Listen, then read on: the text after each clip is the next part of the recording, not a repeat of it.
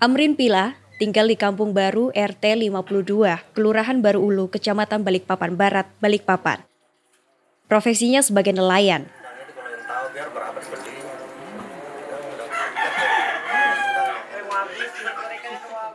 Hari ini Amrin tidak melaut karena gelombang sedang tinggi.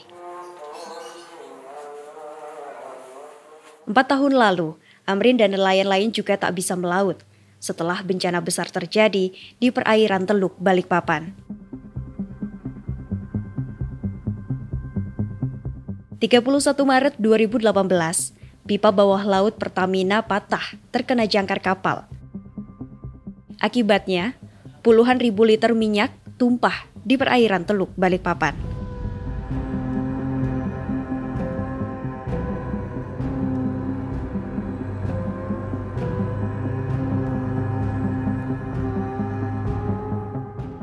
Pokoknya laut ini tidak ada kelihatan air ini, Mbak. Kalau di tiang itu sampai ada 2 meteran itu terbungkus semua tiang itu. Tapi sempat ke belakang tuh lihat apinya kan. Kan di laut itu kayak jadi lautan api sudah.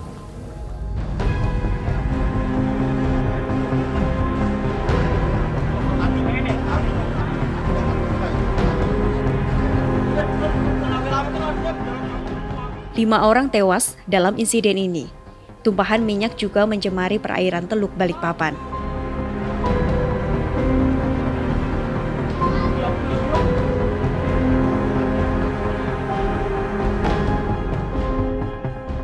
Prihatin dengan rusaknya lingkungan dan ekosistem, sejumlah orang mengajukan gugatan warga atau citizen lawsuit. Mereka menamakan diri sebagai Koalisi Masyarakat Peduli Tumpahan Minyak atau KOMPAK.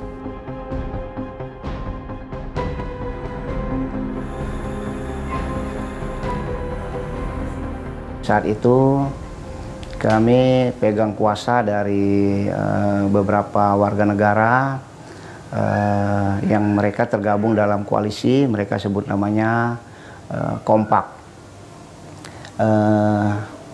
Pemegang kuasa saat itu campuran dari beberapa teman-teman pengacara di Balikpapan, ada juga yang dari Samarinda dan ada juga dari Jakarta. Pihak yang digugat adalah Wali Kota Balikpapan, Bupati Penajam Pasir Utara, Gubernur Kalimantan Timur, Menteri Lingkungan Hidup dan Kehutanan, Menteri Perhubungan dan Menteri Kelautan dan Perikanan. Itu limbah B3 ya, jelas harus ada perlakuan khusus untuk membersihkan. Nah, karena tidak ada sistem informasi lingkungan hidup yang menjadi mandat dari Undang-Undang 32, sehingga kemudian kita anggap pemerintah lalai saat itu. Itu poinnya sebenarnya.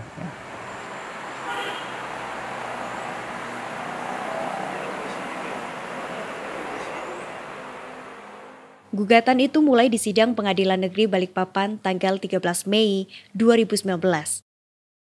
Sidang ini menarik perhatian luas. Selain karena kasusnya yang memang besar, pihak yang digugat adalah pejabat negara, baik tingkat lokal hingga pusat. Tapi ngeri lah kalau kita dengar itu di sidang. Kalau di itu. Penghubung Komisi Yudisial atau PKY Kalimantan Timur menaruh perhatian besar terhadap kasus ini. Apalagi setelah mendapat permintaan agar PKY Kaltim melakukan pemantauan terhadap persidangan ini. Permintaan itu diajukan langsung oleh pengacara KOMPAK kepada PKY Kalimantan Timur. Salah satunya adalah apakah kasus ini menimbulkan sorotan publik. Misalnya ada dampak publik yang besar ketika mendengar kasus ini. Nah, yang ketiga, apakah kasus ini merugikan orang lain secara luas? Nah, ini juga menjadi pertimbangan kami. Dan yang keempat, memang ini ada unsur-unsur tertentu yang memang harus kita berikan atensi.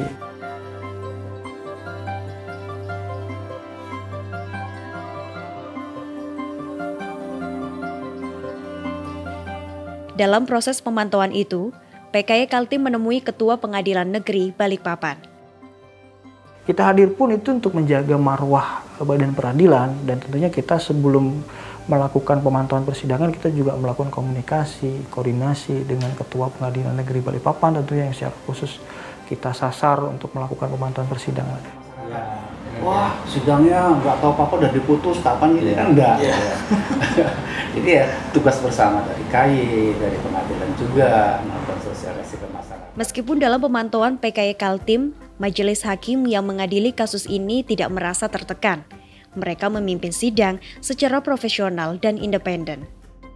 Masyarakat menginginkan perjalanan peradilan hukum City Journal of Swiss di PN Balikpapan sesuai dengan koridornya. Nah, jadi KY berperan di situ memantau apakah sudah berjalan atau tidak. Pertama tentang pelaksanaan kode etik pedoman perilaku hakim dalam beracara, kan dipantau. Proses peradilan gugatan warga atas insiden tumpahan minyak di Teluk Balikpapan berjalan lancar. Tidak ada suatu semacam intervensi, tekanan baik berupa psikis ataupun hal lainnya. Karena kami yakin bahwa yang kami lakukan itu memang benar, dan yang kami lakukan itu memang keberpihakan untuk hukum, keberpihakan untuk keadilan dalam hal lingkungan. Menurut kami itulah putusan yang adil menurut kami, sesuai dengan rasa keadilan masyarakat, terutama masyarakat di Balikpapan. Sidang berjalan lebih dari 1 tahun. 8 Agustus 2020, Majelis Hakim memutus gugatan tersebut dan mengabulkan sebagian tuntutan.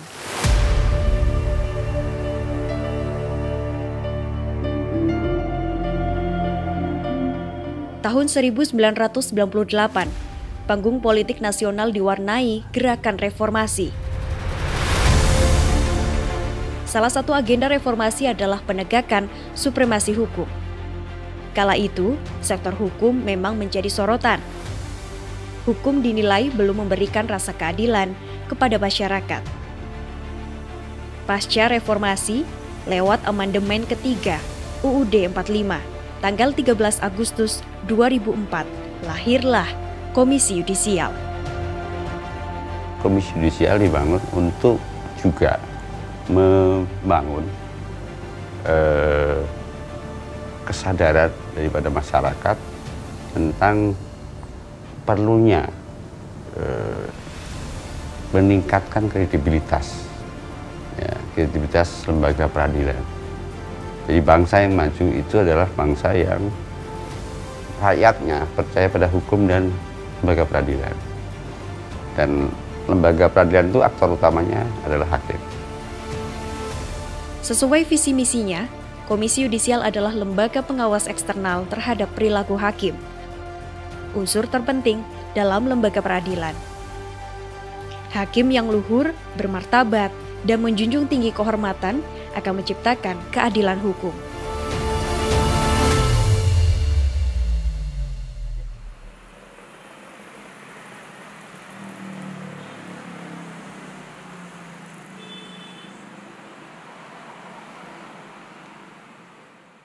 Komisi Yudisial berkedudukan di Jakarta. Namun tugas Komisi Yudisial sangat berat karena harus mengawasi lembaga peradilan dan hakim di seluruh Indonesia. Karena itu, Komisi Yudisial membentuk penghubung Komisi Yudisial di daerah. Bahwa penghubung itu sifatnya adalah membantu. Itu kalau kita berpedoman kepada PKY nomor 1 2017.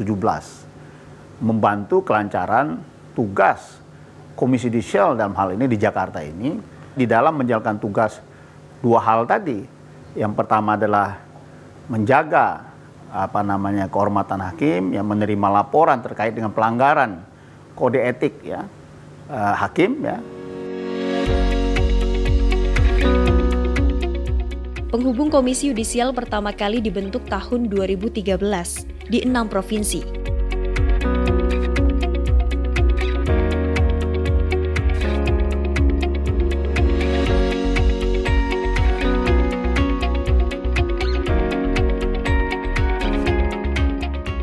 Karena manfaatnya sangat besar, penghubung Komisi Yudisial terus ditambah di 12 provinsi.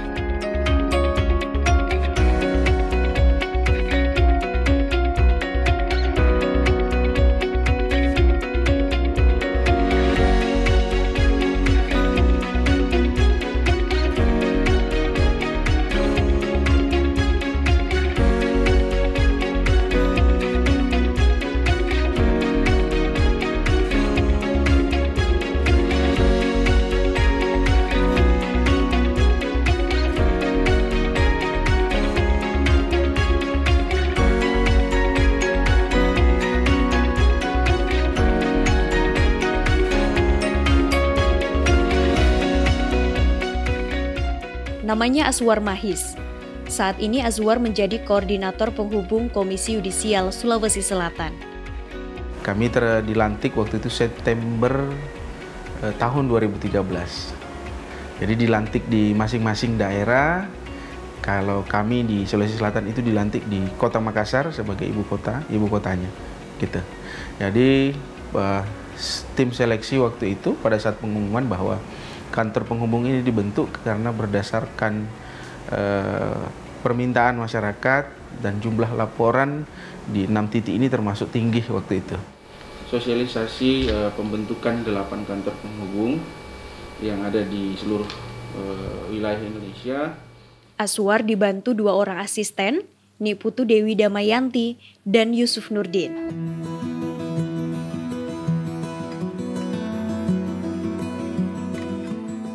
Posisi Komisi Yudisial dalam sistem kenegaraan sangat penting, namun eksistensinya masih kurang populer. Salah satu tantangan penghubung Komisi Yudisial di daerah adalah melakukan sosialisasi kepada masyarakat tentang Komisi Yudisial.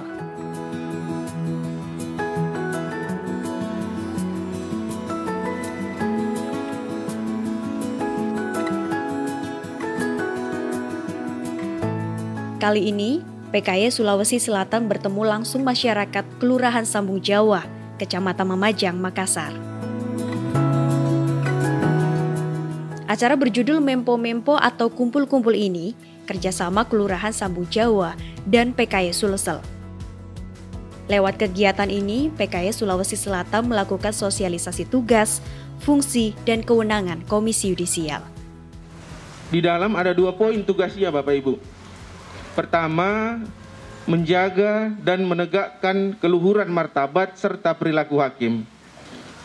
Yang kedua, melakukan sosialisasi terkait dengan seleksi calon hakim agung, hakim ad hoc tipikor pada Mahkamah Agung. Dan terbukti, masyarakat memang masih awam tentang Komisi Yudisial.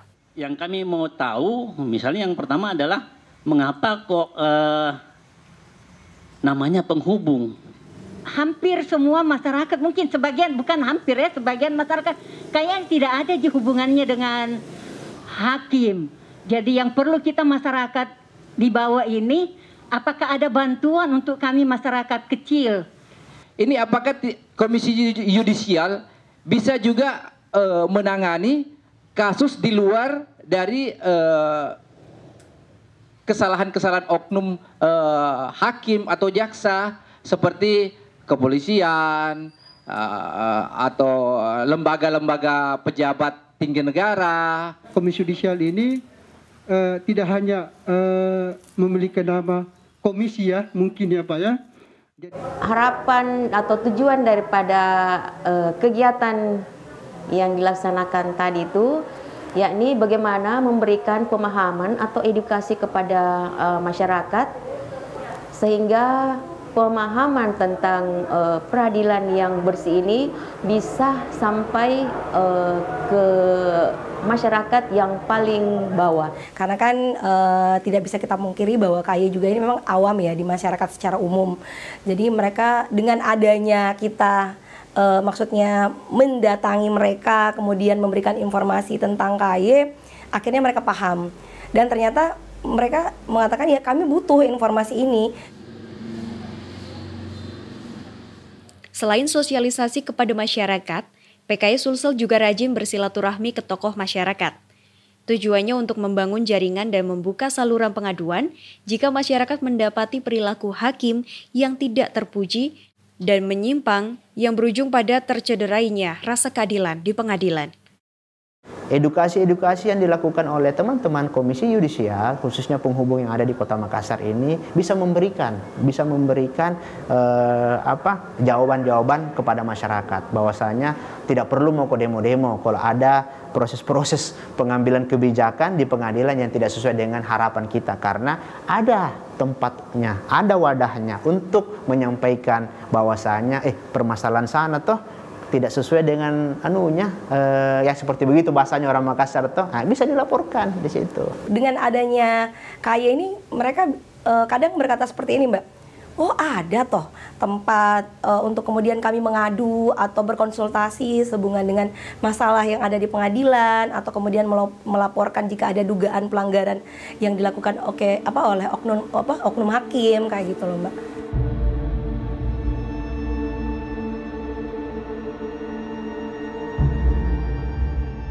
Saluran pengaduan ini penting agar masyarakat tidak main hakim sendiri jika tidak puas terhadap proses peradilan dan vonis hakim. Pengadilan Negeri Maros adalah salah satu pengadilan yang pernah menjadi sasaran aksi main hakim sendiri kelompok masyarakat. Kejadiannya tahun 2018 lalu. Kala itu, ada kelompok masyarakat yang tak puas atas vonis hakim dan kemudian melampiaskan dengan merusak gedung pengadilan. Dulu itu pada tahun 2018 pernah memang ada perusakan dulu. Antara lain kan banyak juga di sini lampu taman, termasuk di sana kan pot-pot bunga semua hancur, gitu. Termasuk ada sebetulnya juga di dalam, termasuk kayak lobi, ruang sidang, sempat dihambur dulu anunya, fasilitas anunya di dalam, Mbak. Hakim Ibrahim Palino saat itu menjabat sebagai Wakil Ketua Pengadilan Negeri Maros yang juga menjadi Hakim Ketua sidang tersebut. Ibrahim menyebut sidang saat itu sebenarnya berjalan lancar dan sesuai aturan. Ya biasalah, di mana-mana mungkin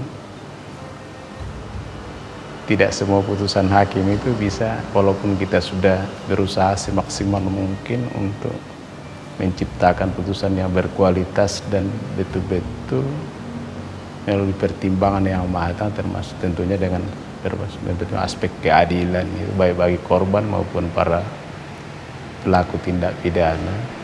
Kalau dalam perkara perdata, penggugat dan tergugat, tapi ya mungkin tidak semua putusan hakim itu bisa diterima atau memuaskan para pihak.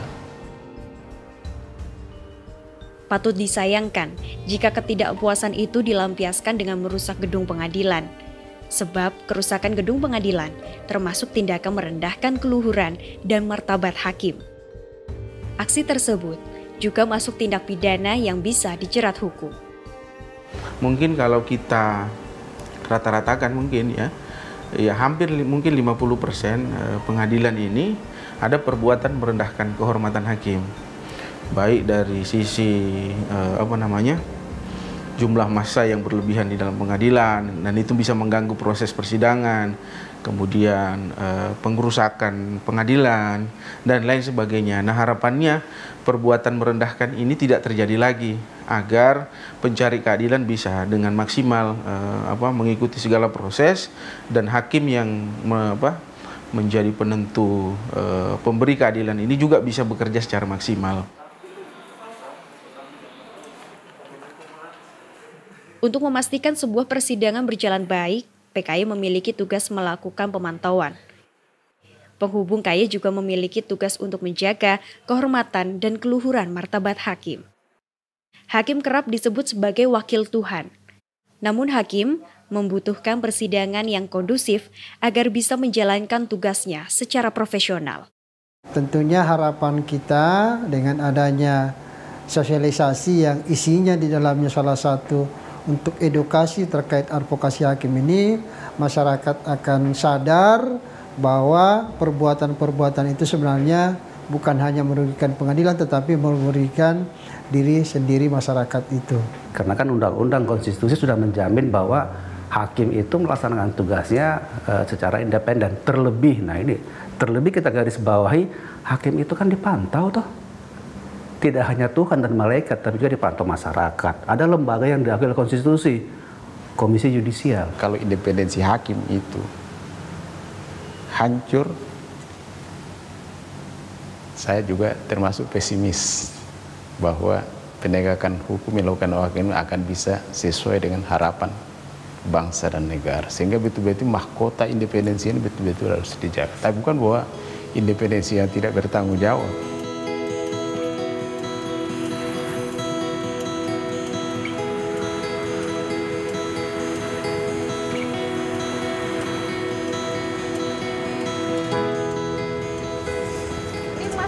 sama Mas Yuli mau kemana ini? Bisa diceritakan? Kebetulan kita dapat undangan dari UMK terkait dengan lokakarya MBKM, Merdeka Belajar Kampus Merdeka, yang melibatkan salah satunya adalah penghubung Komisi Yudisial sebagai stakeholder bagi kampus UMK.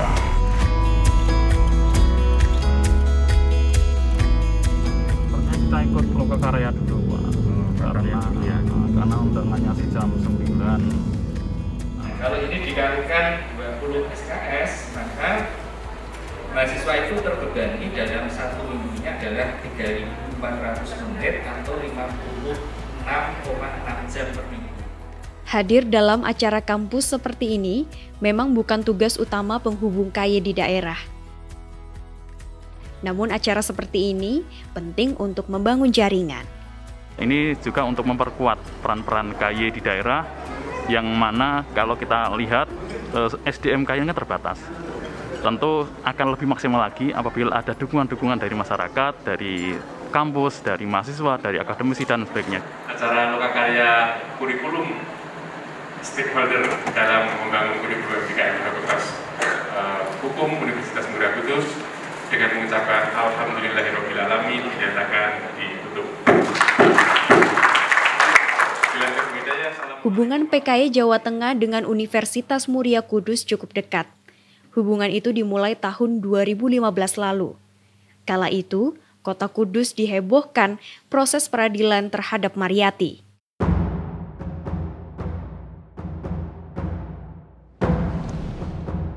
Kasus yang menjerat Mariyati bermula saat perempuan muda ini hamil tua dan memergoki suaminya selingkuh dengan tetangganya. Marah, Mariyati menyerang selingkuhan suaminya hingga luka-luka. Tindakan ini yang membawa Mariyati diadili. Dalam proses persidangan itu, Mariyati melahirkan. Karena masih ditahan, Mariyati harus terpisah dari bayinya. Nasib Mariyati menarik perhatian Badan Konsultasi dan Bantuan Hukum atau Bakobakum Universitas Muria Kudus. Ke awalnya itu kami habis sidang dari perkara yang lain, ya. Ketika kita lewat belakang, dan itu adalah ruang tahanan, sambil nunggu sidang kita melihat ada seorang ibu yang menyusui anaknya sambil nangis di tahanan perempuan itu. Kemudian kita tergelitik, kita mencoba untuk menanyakan, nyari informasi kenapa si ibu ini bisa sampai di situ. Bakobakum UMK Kudus kemudian memberikan pendampingan hukum. Mahasiswa UMK dimotori Badan Eksekutif Mahasiswa melakukan aksi dukungan terhadap Mariyati. Teman-teman mahasiswa dari Fakultas Hukum UMK maupun dari fakultas yang lain, saya bahkan dari Sivitas Akademika Universitas Muria Kudus yang digawangi oleh Pak Rektor pada waktu itu semua bismillah semua ikut backup semua. Sebisa orang-orang itu backup semua. Kasus Mariyati mendapat pemberitaan luas di media massa. Perhatian publik yang luas adalah salah satu kriteria penghubung Komisi Yudisial melakukan pemantauan persidangan. Makanya ada kriteria perkara yang bisa kita pantau, misalnya yang menarik perhatian publik. Kemudian yang berhadapan-hadapan antara masyarakat dengan pemerintah misalnya, yang ada potensi-potensi terkait dengan intervensi-intervensi kekuasaan misalnya. Kemudian yang merugikan keuangan negara yang besar. Kemudian berikutnya ada dugaan pelanggaran kode etik hakim, itu juga bisa menjadi kriteria untuk perkara yang dapat dipantau oleh penghubung Komisi Yudisial.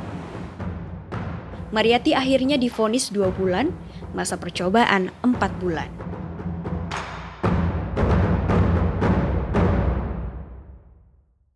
Dekan Fakultas Hukum, Dr. Hidayatullah, menyebut kondisi sistem hukum Indonesia saat ini sudah sangat membaik pasca gerakan reformasi. Tapi sebagai agenda reformasi itu kan tidak harus berangkatnya itu dari dalam gitu ya. Dari luar ya, termasuk bagaimana masyarakat ini yang masyarakat ya misalnya bisa memberi masukan kepada di dalam proses peradilan. Dan masukan ini sebetulnya yang tepat adalah masukan kepada KY gitu ya, yang salah satu tugasnya adalah melakukan pengawasan terhadap pengadilan itu.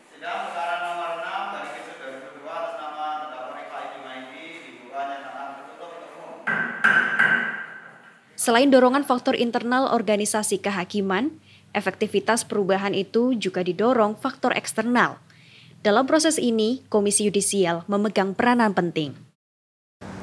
Kami punya harapan bahwa KY juga bisa tidak hanya meningkatkan, menjaga martabat dan perilaku hakim ya secara pribadi dan ketika menjalankan tugas, tapi juga KY dibutuhkan ketika ada pihak-pihak lain yang mencoba untuk merendahkan martabat hakim.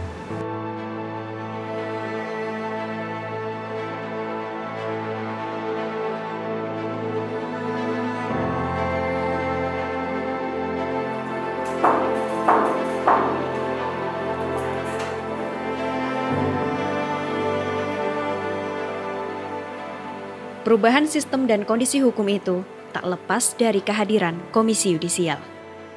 Jadi poin yang terpenting adalah bahwa tugas Komisi Yudisial itu bukan komisi yang komisi pemberantas hakim. Kami komisi penjaga integritas hakim. Negara yang baik di dunia ini adalah negara yang lembaga peradilannya mendapat trust dari publik. Trust itu tidak muncul seketika. Ya, apa yang kita lakukan hari ini dan penghubung masih punya peranan yang penting karena tidak mungkin kantor yang ada di Jakarta ini mampu menjalankan tugasnya untuk mengangkat harkat dan martabat dunia peradilan kita hanya mengandalkan kantor yang satu di Jakarta ini dengan 7 komisionernya. Ya, tentu ini memerlukan kantor penghubung yang kuat. Untuk mengefektifkan tugas berat itu, Komisi Yudisial terus menambah penghubung Komisi Yudisial di sejumlah daerah. Targetnya, di seluruh provinsi akan terdapat penghubung Komisi Yudisial.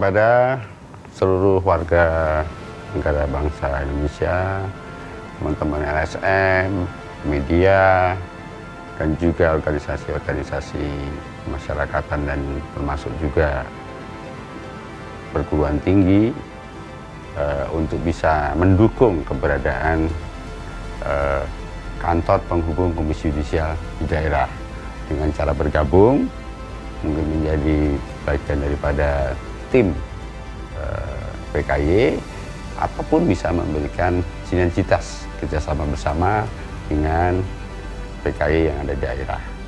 Ini akan membantu kita Komisi Yudisial dalam membangun kredibilitas lembaga peradilan dan hukum agar masyarakat kita lebih maju karena mempercayai hukumnya kuat dan dapat dipercaya.